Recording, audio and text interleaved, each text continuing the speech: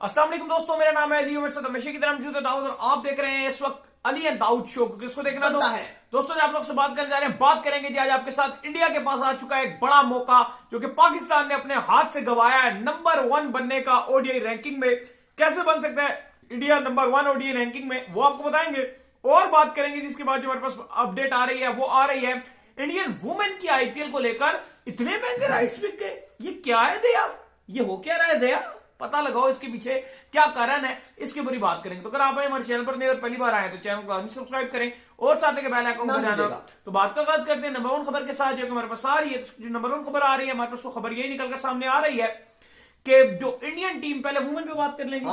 तो वुमेन्स के हवाले से जो है वो आज पहले रैंकिंग पे आ जाते हैं फिर बात कर चलिए रैंकिंग के ऊपर आ जाते हैं जी। तो आपको पता है कि पाकिस्तान के पास एक बड़ा गोल्डन किस्म का चांस आया था। हमने ये बात भी की थी कि पाकिस्तान अगर न्यूजीलैंड को 3-0 से सीरीज अपने घर पर हरा देता है तो पाकिस्तान ओडीआई रैंकिंग में नंबर 1 पोजीशन पर जो है वो आ जाएगा। लेकिन एज दस्तूर जैसा कि रहा, एक्सपेक्टेशंस तो हमें बड़ी थी कि पाकिस्तान जो है शायद कुछ कर जाएगा, लेकिन at the end of the day जब सीरीज खत्म हुई तो पाकिस्तान कुछ ना कर सका और न्यूजीलैंड पाकिस्तान 3-0 तो क्या न्यूजीलैंड से सीरीज भी पाकिस्तान ने जीत सका और न्यूजीलैंड सीधी सीरीज ले गया पाकिस्तान से। फिर न्यूजीलैंड ने ट्रेवल किया इंडिया और डायरेक्ट पहुंच गया इंडिया।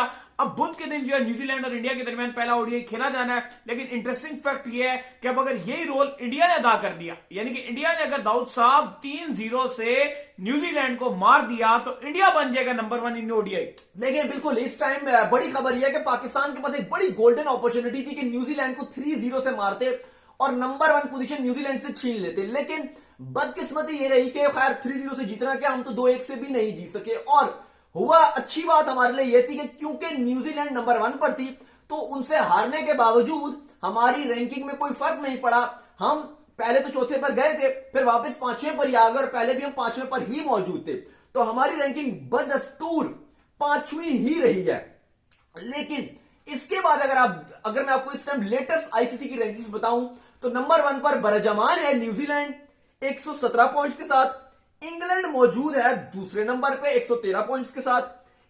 ऑस्ट्रेलिया मौजूद है 112 पॉइंट्स के साथ तीसरे नंबर पे, जबकि भारत मौजूद है 110 पॉइंट्स के साथ चौथे नंबर पे। और फिर पाकिस्तान आता है 5वें नंबर पे 106 पॉइंट्स के साथ। साउथ अफ्रीका का छठा नंबर है 100 पॉइंट्स के साथ। फिर बांग्लादेश 95 के साथ 7वें में है।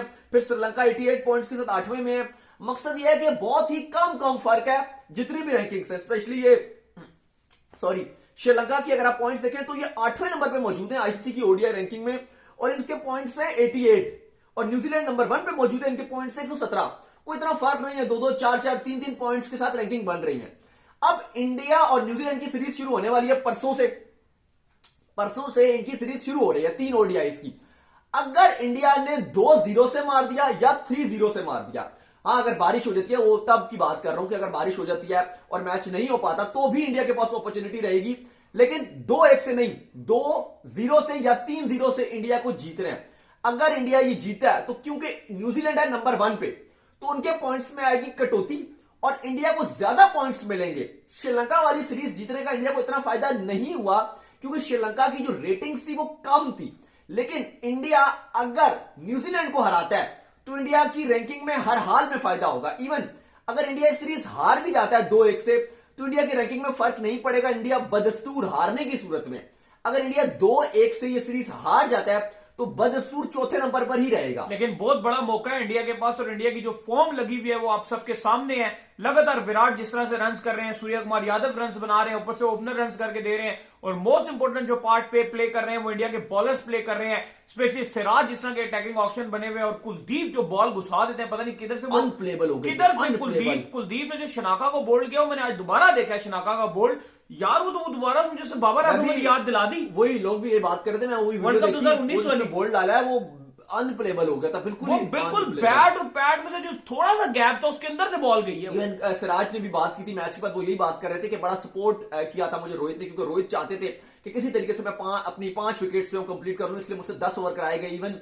अय्यर को भी ओवर दिया गया कल कि आप ओवर डालो ताकि कोई और दूसरे से विकेट ना ले ले। तो अय्यर को कहा कि तू विकेट नहीं लेगा तो तू बॉल कर ले, ताकि कुलदीप या शमी या कोई दूसरा बॉलर आ गया तो विकेट ले लेगा वाशिंगटन सुंदर, तो तुम बॉल डाल लोगे तो विकेट नहीं मिलेगी। तो अय्यर ने ढीले करके 2 रन दे दिया था। तो सिराज से पूरे 10 ओवर कराया, लेकिन वही बात है कि बैड लगती जो उन्होंने करना था वो शुरू में उन्होंने तबाही मचा दी थी सिराज ने।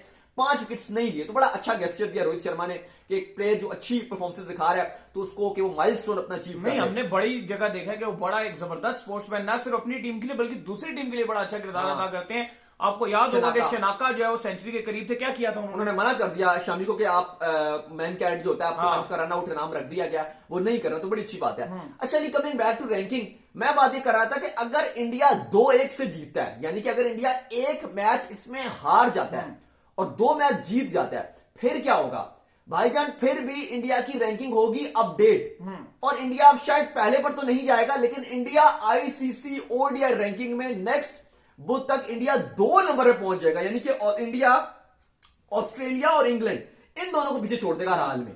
ऑस्ट्रेलिया और इंडिया, ये आपका इंग्लैंड और ऑस्ट्रेलिया, इन दोनों से इंडिया रैंकिंग छीन लेगा और इंडिया 2 पे आएगा। तो इंडिया की जीत, यह बात तो यकीनी बता रही है कि अगर इंडिया को फतह मिली इस सीरीज में, चाहे वो 2-1 से मिले या कैसे भी मिले, तो इंडिया नंबर 2 पोजीशन पर आ जाएगा। और अगर व्हाइट वॉश कर दिया न्यूजीलैंड को तो फिर तो न्यूजीलैंड की नीचे आएगी और इंडिया सीधी सीधी ICC ODI latest ODI ranking में नंबर 1 टीम बन जाएगा। ऑलरेडी टीम इंडिया T20 में नंबर 1 है, तो T20 के साथ साथ इंडिया ओडीआई में बनने का एक बेहतरीन और एक सुनहरी मौका है कि इंडिया हराए न्यूजीलैंड को और आईसीसी की लेटेस्ट रैंकिंग में नंबर 1 बन जाएगा। क्योंकि ये मौका पाकिस्तान के पास भी आया था, लेकिन हमने बहुत ही बुरी तरीके से इस मौके को फिसल दिया, मानो हाथ से निकल गया। बिल्कुल गोल्डन अपॉर्चुनिटी थी, बस हमने थोड़ी सी डिफेंसिव क्रिकेट खेली, कप्तानी भी ऑर्डिनरी रही, जो आपकी प्लेइंग, जो आपका माइंड था सिलेक्शन के अलावा जो सकलैन थे वो भी बस आपका माइंड सेट गुजारा ही होता है, बस डिफेंसिव माइंडसेट के साथ आप खेले और आपने मैचेस को बस कहा जी बस धीरे धीरे खेलो और आप एंड में हार गए।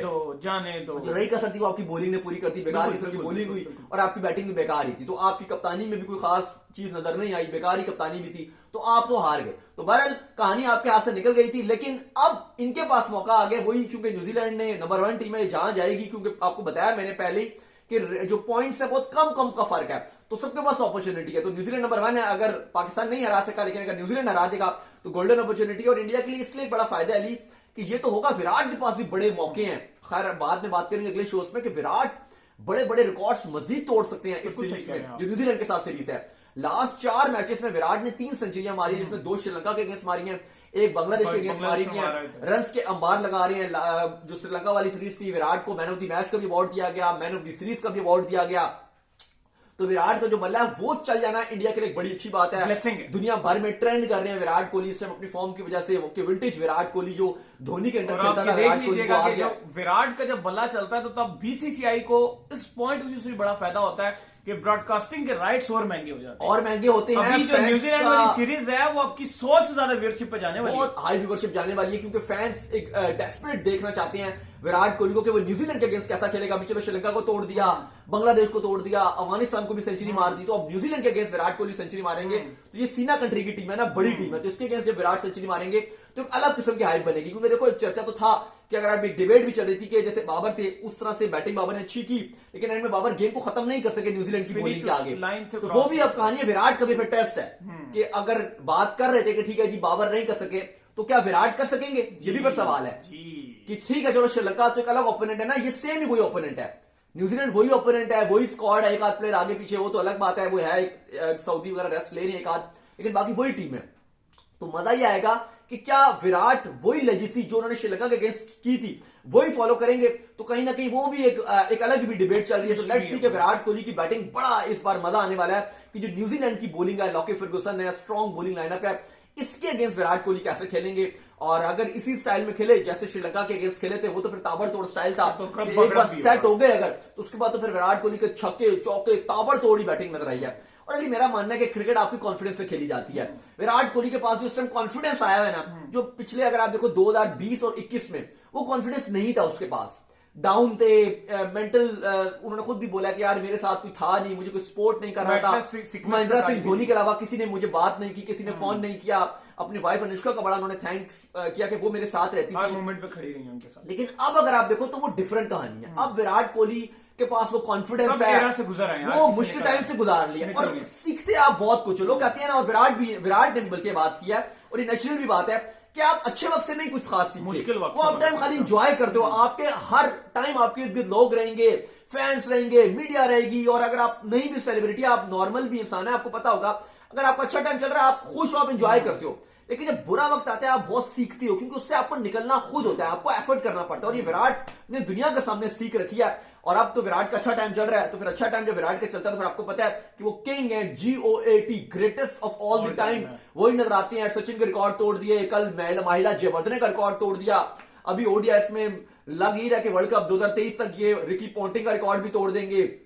इसके अलावा सनत जयसूर्या का भी रिकॉर्ड तोड़ देंगे, कुमार संगकारा का रिकॉर्ड तोड़ देंगे। तो ये तो लग रहा है कि इस साल के आखिर तक विराट कोहली से सिर्फ एक लड़का आगे होगा, और वो है सचिन। बस किसी भी फॉर्मेट में और कोई नजर नहीं आपको आएगा, सिर्फ सचिन ही आपको आगे नजर आएंगे। और सचिन का रिकॉर्ड भी लग रहा है कि ऐसे ही खेलते रहे तो 2 साल लगेंगे। 2025 में तो गया, 2025 में शायद आप सचिन से भी ऊपर, जब अगले जो नई एरा होगी या जो आने वाले लोग हैं वो जो बात करेंगे, तो फिर विराट को शायद नजर आ रहा है कि वो सचिन के साथ रखेंगे या उनसे ऊपर ही रखेंगे, जो नजर आ रहा है अगर विराट और 3 साल खेल गए तो उम्मीद करते हैं कि आज बल्कि वुमेन्स के हवाले से बात की ही नहीं हमने, तो मेन मुद्दा जी वुमेन्स के हवाले से, तो वुमेन्स की जो IPL है वो इतनी महंगी बिक गई, इतने में तो भजन PSL भी नहीं बिक पाती।